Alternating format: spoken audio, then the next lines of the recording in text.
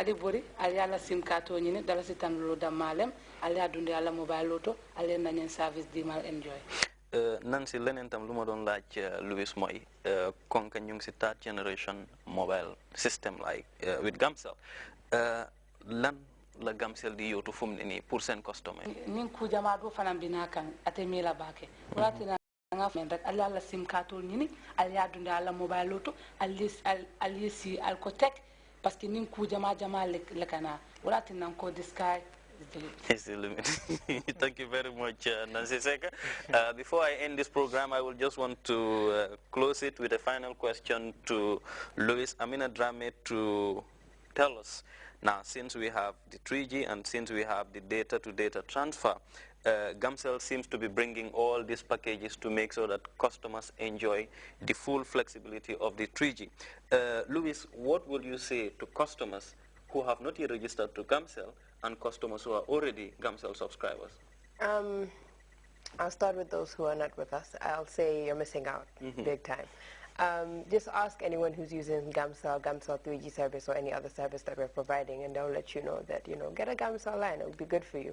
And for those who are using Gamcell line, I'll say keep doing what you're doing, and Gamcell will still continue to give you good services, gifts, and just do what we do, really.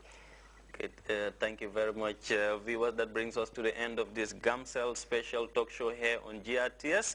It's the 3G by Gamcell, and we'll be back every week, Tuesday and Thursday, to sensitize you about the new existing Gamcell 3G.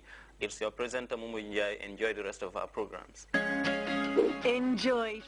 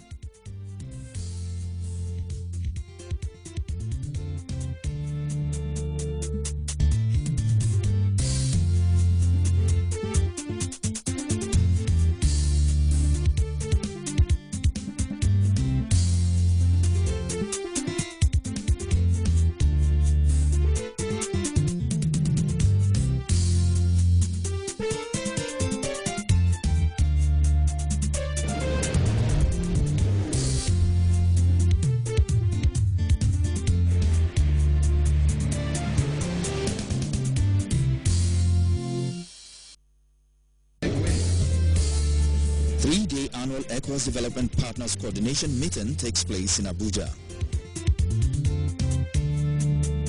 The European Union presents 50 million euros grant to help Malian operations and contribute to facilitating free movement in the region.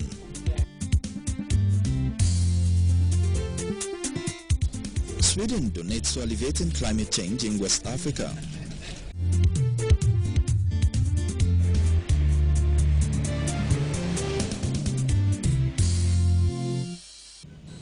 The headquarters of the ECOWAS Commission in the Nigerian capital, Abuja, hosted the annual three-day ECOWAS Development Partners Annual Coordination Meeting.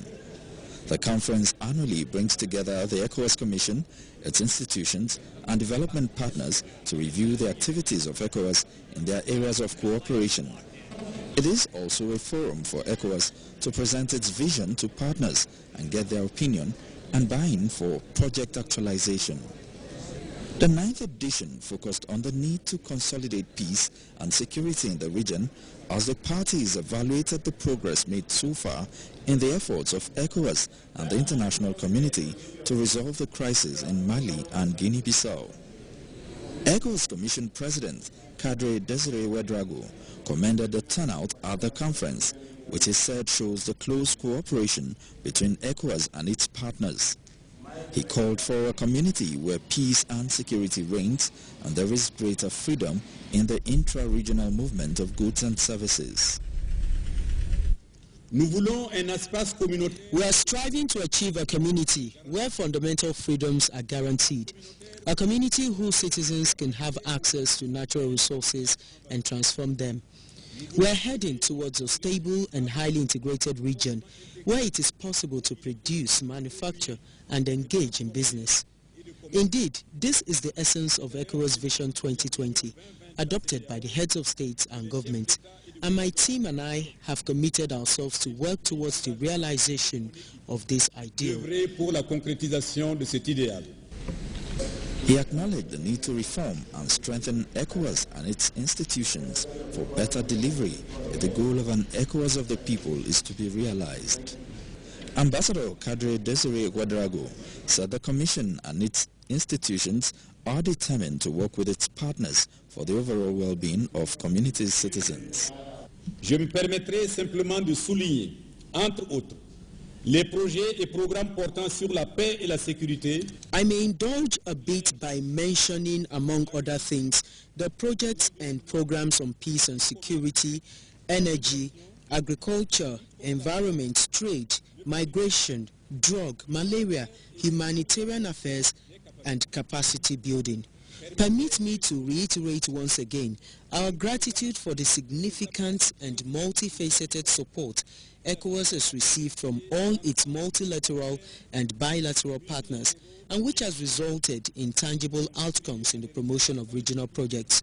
In addition to that, I would like us to renew our commitment to the priorities I have listed above. For that reason, I believe that the alignment and coordination of interventions will be more than ever necessary if we adhere to the Paris Declaration on Aid Effectiveness and the commitments in the Accra Agenda for Action. Si l'on veut se conformer aux principes de la Déclaration de Paris sur l'efficacité de l'aide et des engagements du programme d'action d'Accra.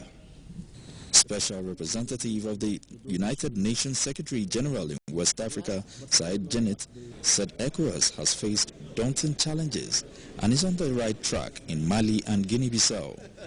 He pledged the United Nations' continued support to help the region maintain stability. The nexus between elections and stability has indeed remained the challenge in West Africa to date, and we should collectively spare no efforts to build up mechanisms for the conduct of a credible and transparent electoral processes. You can count on the support of the United Nations and the UN Office for West Africa, in particular, to continue to work hand in hand with ECOWAS towards achieving this goal, including through the implementation of the conclusions of the prior Conference on Elections and Stability in West Africa of May 2011 that we have convened jointly. Another area where the ECOWAS-UNUWA partnership should be firmed up in the weeks ahead is the early warning mechanism. UNUWA is prepared in that regard to undertake joint missions with ECOWAS in order to develop joint analysis and assessments of country-level contexts in view of our respective mandates related to conflict prevention and early warning. Ambassador Janet said regional integration is the best way to create opportunities for the region's most vulnerable. While we prioritize our attention, rightly so, to peace and security challenges affecting the stability of the sub-region, it is worth noting that in parallel, important progress continued to be made by the ECOWAS Commission in key areas. Among these progresses, we can highlight economic and monetary integration with the laudable objective of establishing an ECOWAS-wide single currency by 2020, and with the finalization of the ECOWAS Community Development Program currently on track and intended to enhance regional integration in West Africa. Building on these promising achievements, I would like to reiterate once again that the long-term stability of the sub-region can only be achieved with improved democratic and economic governance, combined with an enhanced regional integration.